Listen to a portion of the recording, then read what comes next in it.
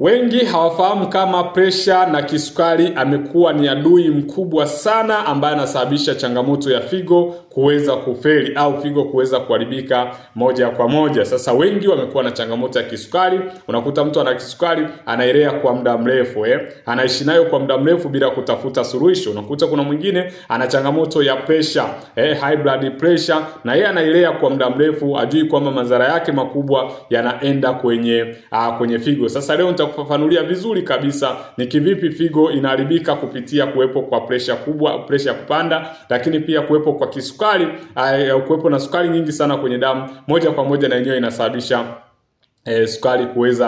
sukari kinaweza kuharibu figo. Kama ni mara ya kwanza kufuatia channel yetu, basi usahau kusubscribe na kucomment ili uweze kuwa mtu wa kwanza kupata dondoo za kiafya zinazotumwa kila siku. Tuambie ni changamoto gani inayokusumbua hapo chini kwenye comment ili uweze kupata msaada zaidi. Tuko hapa kuhakikisha afya yako inaimarika. Tuko hapa kuhakikisha afya yako inabaki kuwa bomba na uwezo kuendelea na majukumu yako ya kila siku. Sababu namba moja au adui namba moja wa figo ni high blood pressure.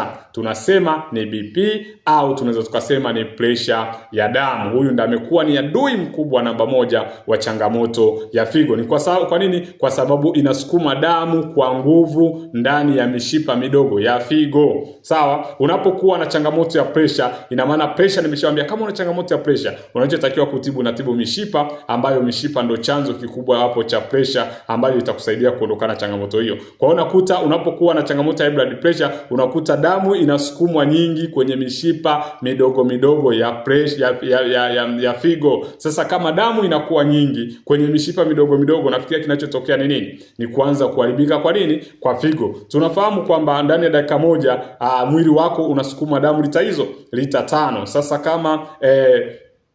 kama una pressure, basi unaweza kukuta inasukuma zaidi. Kisha sukuma zaidi, basi jua kwamba mishipa midogo inayopatikana kwenye figo basi inaharibika. Lakini pia hiyo mishipa moja kwa moja huanza kuumia, ukaza na kupasuka. Sawa, inapokea, yani ni sawa na bomba la maji. Bomba la maji, sawa, let's say kama hili ni bomba la maji linapitisha. Unaona kiwango chake? Ina maana linapitisha hiki kiwango kidogo. Just imagine yapite maji mengi zaidi. Kitakachotokea ni nini?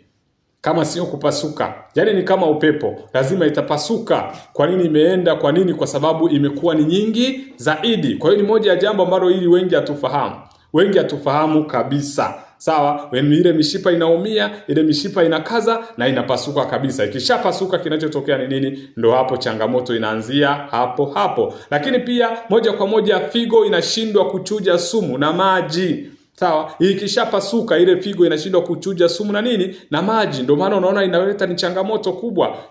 Inazuia maji mwilini, ndio maana unaanza kuvimba. Dalili moja wapo ya figo ni kuvimba miguu. Dalili moja ya kisukari ni kuvimba nini? Miguu. Kwa nini? Kwa sababu figo inashindwa kuchuja nini? Kuchuja sumu na maji. Kishashindwa kuchuja sumu na maji, ndio kazi yake kubwa. Moja kwa moja figo inaharibika. Lakini hatimaye mtu anaingia kidney failure moja kwa moja, ambayo tunasema ni figo inaanza kufeli. Kwa hiyo hii tunasema ni pressure huwa inaharibu figo bila maumivu, na uharibifu wake huwa ni mkubwa zaidi. Hayo ni madhara makubwa ambayo wengi sasa hawafahamu. Hakikisha unatafuta dawa sahihi ya kutibu high blood pressure. Ukitibu high blood pressure ni rahisi sana kuondokana na changamoto za kiafya ambazo wengi zimekuwa zikitukabili. Hiyo ni jambo namba moja. Lakini jambo namba mbili, kisukari.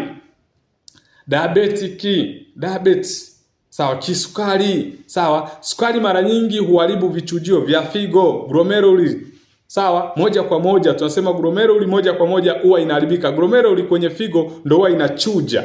Sawa, huwa inachuja, ni kichujio cha figo. Sasa hiyo kisukari huwa inaharibu kichujio cha figo, glomeruli moja kwa moja. Hiyo ni changamoto namba moja inayotokea pale. Lakini namba mbili, protini huanza kutoka kwenye mkojo. Ndio maana unapokuta unapogundua mkojo wako una protini, anza kuchunguza afya yako vizuri.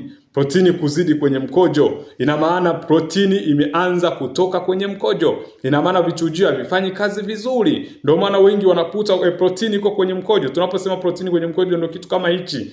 Sawa? Hakikisha hapo unaanza kuangalia kwamba je, figo yangu ni nzima kweli? Unapoangalia protini ipo kwenye mkojo, shtuka, inabidi utafute suluhisho. Lakini protini huanza kutoka kwenye mkojo ambayo tunasema ni ni mkojo, yani protini ukipima. Ulishawahi kupima hospitalini wakakwambia mkojo wako una protini nyingi?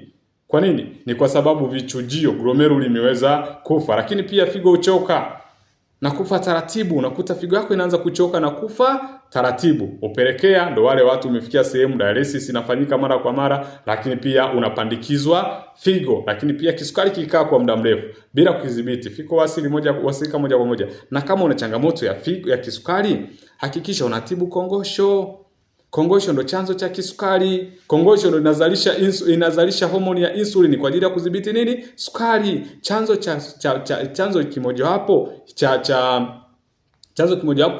kikubwa cha sukari ni kongosho. Tibu kongosho.